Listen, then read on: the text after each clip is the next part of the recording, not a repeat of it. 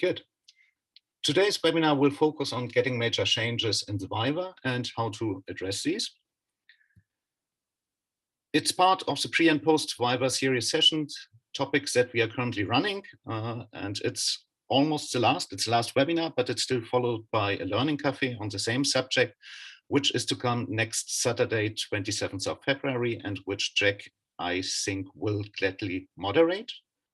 And we hope that the learning outcomes generally are to get a better understanding of the reasons that lead to getting major changes, but not only that, but also to get an understanding on how to address these and to look into an example of Viva change requests.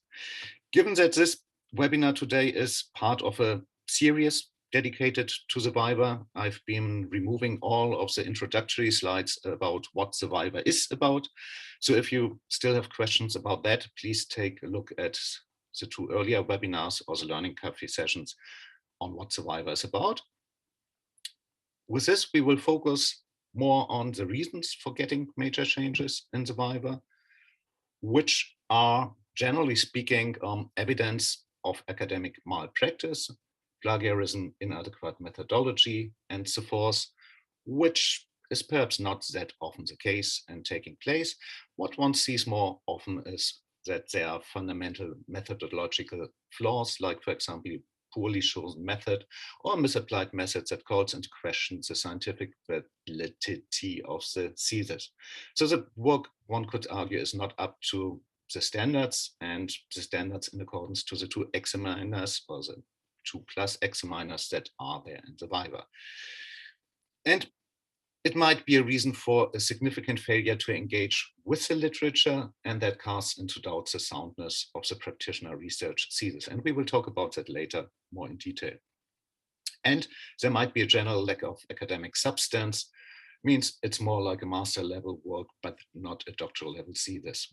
This is something that relatively often can be observed.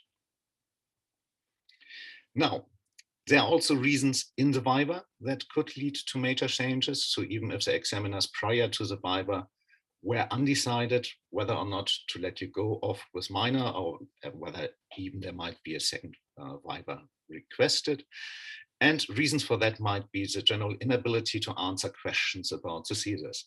Now, this is a bit of a tricky thing because examiners are well aware that candidates are often very nervous in the Viva, and therefore, is it an inability to answer, or is it just a blackout moment? So this will be something that the examiners will try to tease out, whether you plainly just don't know, or whether you went on a black mode, and then they will try to recover you from that end if possible. Another reason might be a clearly shown significant deficiency in the candidate's knowledge of the literature. And this often will be the case if you are just working over the conclusions that you take from the literature, but don't really engage with the literature based upon the problem under examination. And we will look into examples of that later. Or it might be the reason of a significant inability to justify the decision made during the journey. And this actually starts out quite often, and you can observe it for yourself quite objectively. Are you working rather over opinionating because you feel things are like that, or are you working over evidence? Means you draw on the data that you're collecting. Now, if it's an opinionation, then perhaps you want to reconsider and move and work more over the data that you collected. Or another reason, you repeatedly give answers that are so severely wrong that they call into question the candidate's competency in the field. Now, this likely will go along with a thesis that already was rather of a master level scope than of a doctoral level. And therefore, it is to be expected that the student is really not up to the standards and knows about the field. Now, what are possible mitigation strategies? Well, some of them are quite obvious. Malpractice, switch to follow best practice. So try to identify good work in the field and train for that. Fundamental methodological flaws. This is something that often can be observed, and as a matter of fact, it can be quite simply fixed by working over related studies. ultimately, at the end of the day, you don't want to defend why you adopted a certain methodology based upon nothing. I mean, you don't want to say, well, I got those methods together because I felt they were good. No, that would put you in a quite weak position in the Viva. A better argument would be because you draw on existing research, related studies that were conducted in similar areas than your work. If you do that, you play the ball further to others who already researched the field, and you will also be able to draw on general understood flaws in such methodologies and how you have tried to mitigate them within your studies. Now, a significant failure to engage with literature. This is a bit more of a tricky one because even in quite advanced studies or at quite late drafts, one often can see that students rather speak through the literature. Like Johnson 2002 said, in my organization, it's not working. While very unlikely that Johnson in 2002 will have researched your organization, he might have found out something that is related to what you have found out. Therefore, you can compare the different evidence bases. Now, this is a very different thing than just speaking through the literature. So we've been running webinars on that earlier. If you are not sure you're knowing how to work with literature, please be welcome to look at that. And a general lack of academic substance might be mitigated with benchmarking your thesis against those that made it through. Having said that, we also talked in other webinars about the trickiness of old parts in the thesis sitting to new parts. Good parts of writing sit next to weak parts. Now, how do you figure that out, what is good and what not? This is a very tricky and very gradual thing. So it requires you for first and foremost to be aware about this being the case, and then gradually understand what is good writing and what is bad writing. So this is not a one-time off mitigation, but it's rather something to do alongside. Now, for the Viva, prepare possible questions and answers and practice them. I think some of the best Viva outcomes that we have been seeing, we saw really from candidates that put together like 17 to 20 or more pages just with all possible question and answers and then practice them. Having said that, given that it's an oral thing, you should practice verbalizing what you have been doing. Speak it out aloud, talk to colleagues, peers, friends, get others to communicate with you, and then that can be practiced. Know key literature within the boundaries of your work and know the borders and boundaries of your work. I think both is important and will be expected for you to explain in the Viva. And afterwards, if you came out with major change requests, to get a clear understanding for yourself. What have been boundaries? Why have they been boundaries? And how can I defend them based upon existing studies, based upon the focus I've been adopting? Now, those are potential mitigation strategies. Is significant inability to justify the decisions made? No, you can document the progression over your work and motives the action taken. And latest on, after the Viva, this is something you should be doing. And we will later on looking on how to do that. It's very important that you put the examiner in the position to exactly see what changes have been taking place. And you would want them to see it at both levels. At a more holistic level, like, for example, over a table of content or over just other Excel table, where you show at a very high level, those are the things that have been done in order to respond to the change request. But you also in the thesis would like to keep some sort of track changes where you show clearly this is old text, this is new text, and this has been changed. Now, repeatedly giving answers that are severely wrong, understand what sort of person you are and how you react once being pushed can help you to mitigate. If questions are played to you, how do you usually react? Are you quickly answer? Do you try to listen to others? I think this is very important for you to see what type of person you are. Now, what is likely to put examiners off? Lengthy answers that are not up to the point, and we talked earlier about the 2 minutes per answer rule, which is helping you to get things up to the argument, and it avoids exactly the second imprecise answer option that are not answering the question.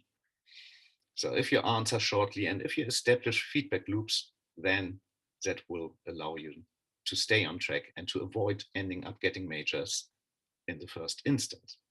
Uncritical answers, this certainly shouldn't be. You always should show some reflections, which comes to the next point, unreflective answers. This is for sure. Statements like that surely will put you in a weak position rather than comparing two sides and show how things relate to each other. Overly complex answers are as dangerous as overly simple answers, and both can lead to you getting major changes in the vibe. Covering up is something that anyway in science you shouldn't do, because it's not about getting results that work. It's about findings that show some knowledge has been created, and those knowledge can also well be things didn't work out, and for the reason of A, B, C. So covering up is not an option, and therefore contradictions should also not be presented unless it's part of the analytics, in which case contradictions obviously should be shown and explained and reflected on. Now, how to get yourself back in the viva once you see this is not looking good. If I continue like that, I will end up with majors at least, or with a second viva in the worst case. Restart. Be frank and bold and tell what you think has been going wrong and where you would like to correct it. And engage with the examiners. They are very unlikely to try and get you out of the mess where you got yourself into, but they are glad of offering a helping hand once you ask for it. Likewise, provide sound arguments for the failures you understand the examiner sees.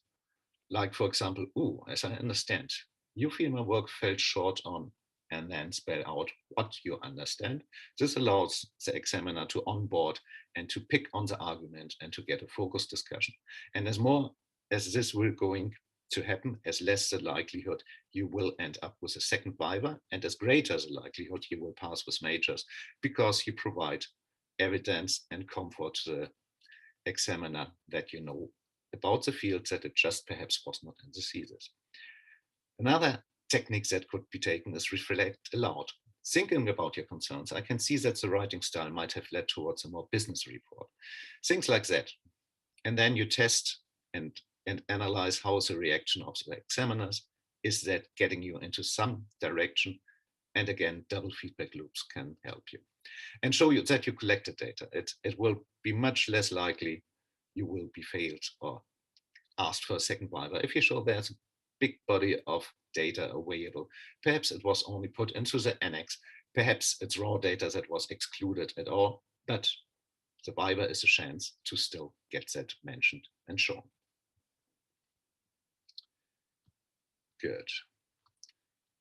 Are there any questions for the first part before we come into the second part on how to address major changes? Might I ask into the round? Okay. So something to keep in mind, generally, few research students fail on their second attempt. However, there's far more the risk of never completing than failure.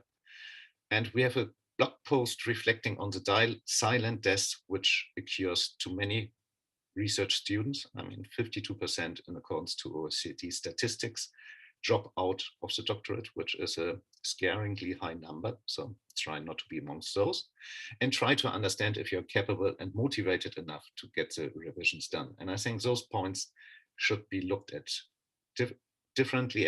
You might be a very capable person, but you are just not any longer motivated, which is entirely understandable seeing the time frame and the efforts that it takes. So understand how big your motivation is. And in case of doubt, get some professional help, talk to your supervisors and to others. You're very welcome also to come to people from the DoctorateHub and ask on how to evaluate where you are and what could be done. Now, it comes to handling revisions. First of all, ask yourself, do I understand what went wrong? I think this is a very basic start, and it's absolutely important that you have clarity in what did the examiners see as weaknesses in my thesis, and why wasn't I not seeing that earlier? Why was my work not up to the standards in their view? And why didn't I understand that before I handed in the thesis? Then look at the summary of change requests, which will be usually very detailed, and see, do they make sense to you? And can they be addressed in isolation? There will be things like remove that point of view and instead bring in that point of view. Now, can that be done just in some sections? Or if I do that, do I need to change the see this through? And if I need to change it through, do I need to fundamentally rewrite it? Or do I just need to change wording in specific sections? Now, if you haven't worked with specific titles, that will be much more difficult. If you had titles like problem statement, research questions, you don't know what's in the sections. If you already had specific titles where you call it, for example, issue of fluctuation rates at company A, why are fluctuation rates at high, that will provide you with a much better overview of your thesis and likely would not have put you in this situation in the first instance, or at least it will now allow you to get it more focused and see and understand whether changes can be done in isolation or whether several sections are impacted across the thesis. And discuss, obviously, the feedback, how you understand it with your supervisors and your peers. Now, further to that, evaluate. Are there red flags in the examiner's feedbacks that would require full reworking of the thesis, such as, and those are the most common ones we come across, lack of problem focus, lack of criticality, missing narrative. Now, the three ones are sort of related. If there's no problem focus, it's very difficult to be critically. You might have a narrative in place, but the narrative might be entirely misdriven. So those three things should be looked at. And are there change requests that cannot be addressed in a linear way? Like it's mentioned for chapter 1, but actually it doesn't stop there. It needs changes through the world, through the thesis. Likewise, it's mentioned in the methodology, and if the methodology is looked at from a different angle, the research needs to be presented in a different way, and therefore perhaps the data chapter needs to be exchanged from topic-focused one against a process-focused one. This might well be. So understand clearly where are linear and not linear change requests. Another thing is take time and do not rush in resubmitting the work before time. I mean, as a business practitioner, that should be a given standard to any work that's given to your hand. If you're given a deadline and that deadline is from now in 6 months and you hand it in after a week, obviously the other one had expectations why they assumed it can only be done in 6 months. And already with this, they will look critical at your work because you submitted it in just a week. So if you're given 6 months, don't submit it after 3 months, but you might also not need to wait until the last date. So to have better time to react to another feedback round that you might receive. As said earlier, track the changes, document them appropriately. You might do that in a 3-column table, suggestions, response, and page, and you might also want to track the changes in the thesis. And you could well do that using color code. Most document software like Microsoft Word do have a track change mode. However, if you rework a thesis with 50K or 100K words, your document will become very unresponsive. So this is not really an option. So you might want to use this exactly color code approach where you have new, deleted, and moved parts. And moved parts obviously can also include some parts that are new and some parts that are deleted. So this triple of coloring code might work out well. And settle on a new or changed narrative and the key terms that drive your thesis. I mean, this is something you anyway should have been doing prior to submitting your thesis if you haven't done it. Latest now, it might be the time to write those terms down. what are key terms? Key terms are those that usually used to build headings, the titles of the headings, and that will present the narrative, will allow you to frame the narrative. Now, make sure you do know them. Write down in a document how you use them and how they changed over the course of the revision of the first thesis. And then at the end, you might just keep the more detailed changes in that table and present it to the examiners, while you delete the more simple ones where you just track for yourself, where have I replaced the word thesis against another word. So just the simple ones you take out and you keep them more complex. And also evaluate, has the thesis fundamentally changed to the extent of needing to change other areas of the thesis content, and perhaps also understand, are you allowed to do substantial changes?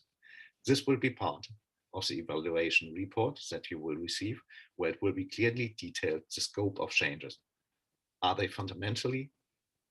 Do they not allow you to substantially alter the structure of your thesis? In which case, you also need to read the examiner responses against this very important piece of information. Yes, Richie, please. Andreas, I just want you to clarify the thing on key terms. Are we supposed to mention if we have changed key terms across the theses? Can it be generally just said that this term, this phrase has been replaced, or are we supposed to say section wise? Because in my revision specifically, the examiner said, when you're submitting the thesis again, please submit it as a Word document without track changes to it. So, which means he wants it completely cleared up as one document, black and white, but not with track changes. So, in that case, in the Excel sheet that I'm providing, especially with key phrases or terms that you've mentioned the point, should I go section wise, changed here, here, here, here, or should I say across the document and across the theses, or what do you think is the best? Let me try to answer that with a practical example. Let's say you took as your analytical framework or the grounding of your study a weak problem framework, therefore understanding that problems are different to different people at different times and that they are very situational. So you can't talk about a specific problem, but you need to show them in accordance to how the different stakeholders perceive them. So you have multiple perspectives on the problem. And you did that with an action research context, and the examiners were not happy by the framework. They say, yeah, well, focus more on the action research. Now, still, what is of relevance here is the stakeholder engagement and the multiple perspectives. Yeah.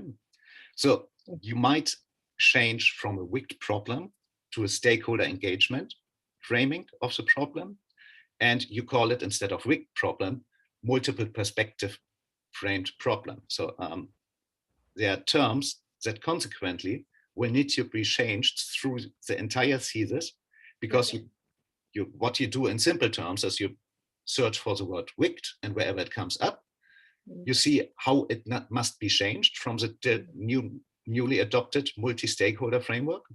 Yes. And then you keep a list on how you call to it to avoid calling it in 20 different names, but also to see what you need to call different, because here you now look at the perspective, here you now look at the perception, here you look at this segment of stakeholders, here you look at this group of stakeholders. So whatever you refer to it, you should keep a track change, or not, you should have a high level overview about it, so that for yourself you can evaluate, does it make sense, is it consistent, and how would I explain it to others? If that is answering the question, if not, then please try to reframe it. Yeah, no, my question was more specifically towards, I understood, and I think that's helpful, but in the Excel sheet that we are submitting to the examiners about how and why and where we have made the changes, should I specifically mention every section where I have replaced the phrase and text, or should I keep it as a whole and give a general outline that yes, the phrase has been changed as required by the examiners? Well, this is a tricky one and will depend first on the scope of the change requests, and second on how they impacted. Is it like there's a specific section that only needs to be reworked, or is it like you need to do changes through the document? This is first of all. Now, if you see it's through the document, then what you might do, you might want to provide two different tables, one table at which you exactly put the requests of the changes from the examiners and where you addressed them more broadly and how you address them more broadly. And then you have a second table at which you list all of the changes at each of the page specifically and why they have been done. And then at the end of the day, you run that through your supervisor and get his feedback on whether this feels good or not. It could, for example, feel not good if it looks like, oh, she was only exchanging one word against another, and she considered that to be all that needs to be done, right? So if this comes out too dominant and is not seen to be in the context of all of the other things that you have been doing, it provides the wrong direction for the examiners, then you might want to alter that. If it's clearly like, okay, this has been done in the context of this, therefore, so if this comes out clearly to your supervisor at the first glance, then I think that can be left in. So it's very situational and depends on the type of change requests and your particular CSIS. Okay, thank you. As to INI, to track my changes in the final submission. Now, what I usually do with actually any document that I either provide feedback on or that I submit to someone, I provide two versions. A so-called clean version, which looks neat and tidy, and a dirty version, which has all of the changes and comments. So I leave it to those that work with the document to decide what feels better to them. And to me, that works well. But ultimately, again, it's something situational where you might want to send out with your supervisor together what's most appropriate for your context, if that is making sense.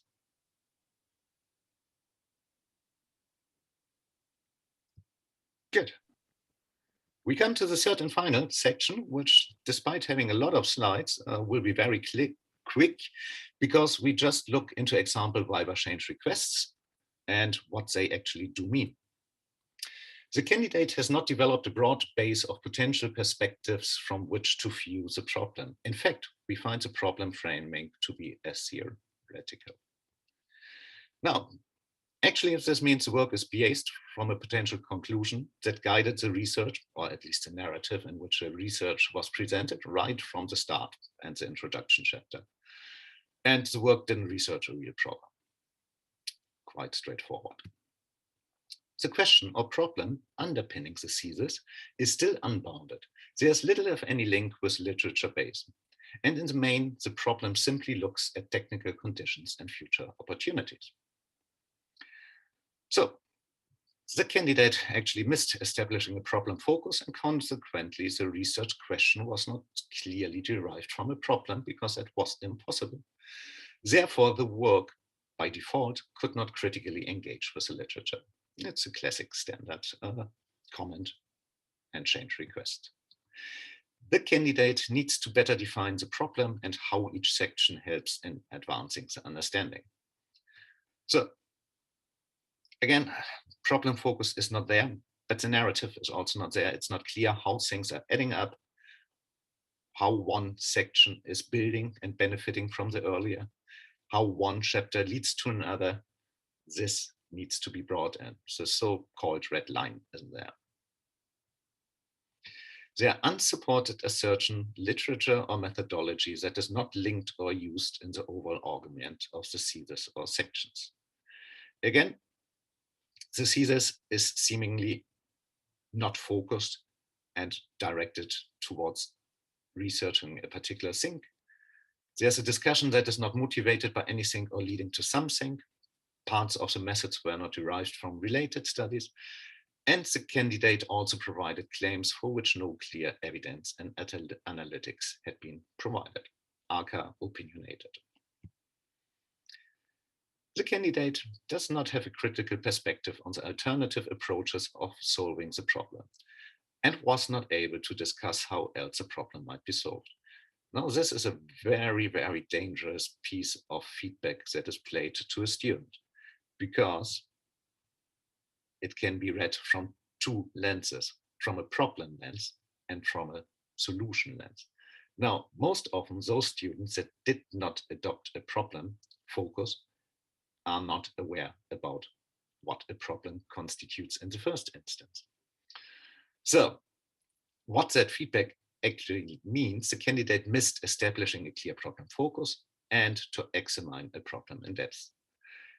The work could not engage critically with literature to examine the problem from different angles, given that there was no problem focus in place. Now, what it certainly does not mean, it does not mean the candidate should have brought in further solutions to compare them, and also not looked at further conclusions and to compare them. Working with the literature means working with data and conclusions. You need a much more critical treatment of the literature and not just describing what others have researched before. The aim here is to synthesize, integrate, and critique prior literature to develop or support your choice of framework or issue to be explored within your context.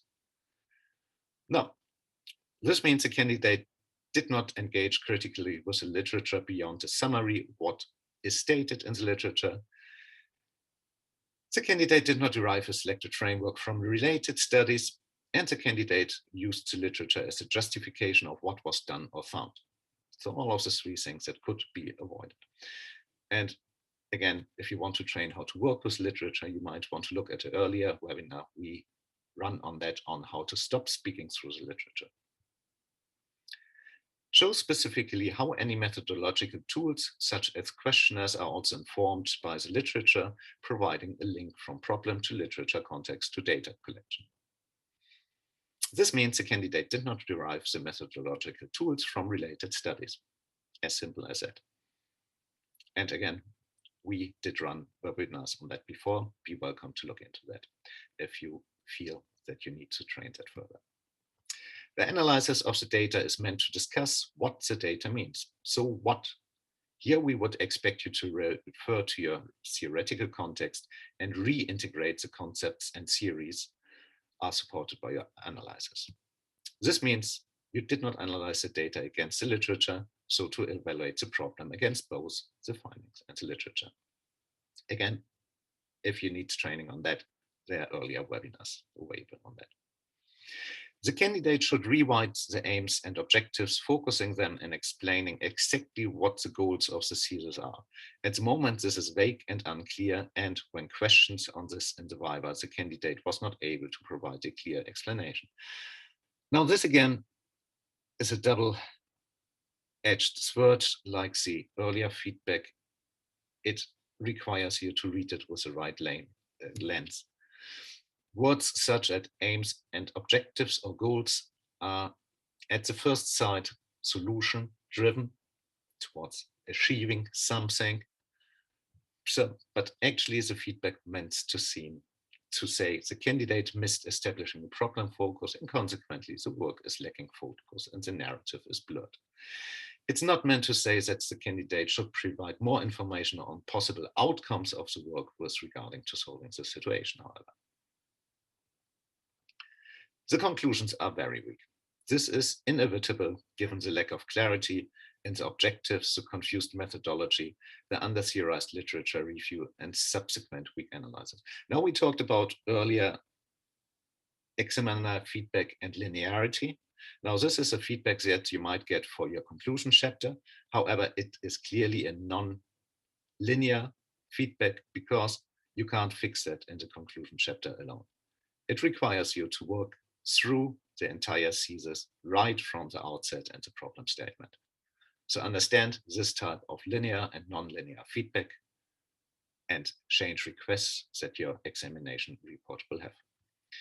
What this feedback means exactly, the candidate missed establishing a problem focus and to derive research questions in accordance to this, and consequently the work is lacking focus and fails right from the outset.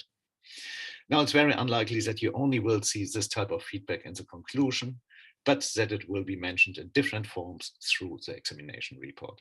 So that should put you in a position to clearly identify such sort of non-linear feedback. Now, what can be seen from all of those feedback requests is that a lack of problem focus is a clear reason why so many candidates get major changes. What are possible recover strategies then? First, you want to critically examine, based on the knowledge as you held it today and the collected data, in which of the two categories is your thesis and your research falling? Do you have data or don't you have it? If you have a lot of data at hand, there's a good likelihood to just redo the analysis and sharpen the evaluation, and with this the literature review, and just get the focus and narrative into the thesis. If not, then this is of a much trickier thing. It might need you to collect further data. But on the other hand, if this is the case, this should have been discussed also in the viva itself, because the examiners very likely will have had that feeling. And therefore, you might want to see which feedback you have been gotten in the examination report that puts forward possible strategies on how to rework your thesis. With this, if you feel you need some more training and you want to see more of those type of questions, we have 2 advanced courses on that. One course on rebuilding your thesis, where you will get some guidance and supportive literature on how you might want to rework your thesis. As well as we have a viva preparation course, which has a lot of questions on how to prepare for your viva, what you should know and how you could answer to it. And we have a forthcoming session series on the viva preparation, where we will run 8 learning cafes, which we will announce in the near future. So if you want to stay informed on this, be welcome to sign already up for the course, because we will announce it through the course environment once the session series will start. And with this, today's webinar ends, and as part of our viva series session, we will have a 6th session and a learning cafe format for that last session, which will be moderated by Jack next Saturday, 27th of February. Be very much welcome to that. And with this, we will come into the group activity. As we are a small group, I think we don't need breakout rooms as such. Though usually Jack is moving me out of the discussion. Let me stop first the recording.